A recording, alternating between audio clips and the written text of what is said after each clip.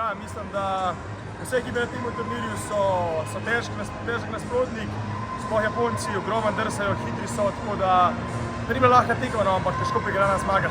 Ja, mislim, da ne bomo nič spekulirali. Tekmo pa tekmo, to je zadnja tekma svetovnega prvenstva, tako da gremo na 100% pa zmago. Ja, lej, če oni so kalkulirali tudi, ne, če bi danes zmagali, pa še jutri imajo Romune, so imeli šanso, da se vrstijo naprej.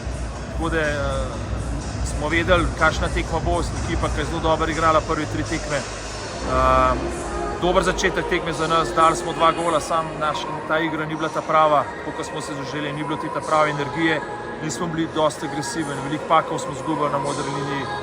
Tako da ta druga tretjina je bila spet ena taka slabša za nas, sam potem v drugem prvem golu, ko smo ga dobili, sem čutil, da so fantje stopili malo nazaj, bolj enostavne stvari delali in smo po ta drugo tretjino dobro končali, z dobro energijo, imeli nekaj priložnosti in v tretjo šli. Res, samozavesti ni bilo, sem rekel fantom, ne se zdaj nazaj omakati pa čakati, kaj je del. Igrati je treba, kontrolirati pa čakati na naše priložnosti. Na koncu, evo, tale powerplay, ki je bil, je ta odločilni, fante so bili mirni, dobro odigrali, dali ta gol, pa spet ena taka zaslužena ekipna zmaga.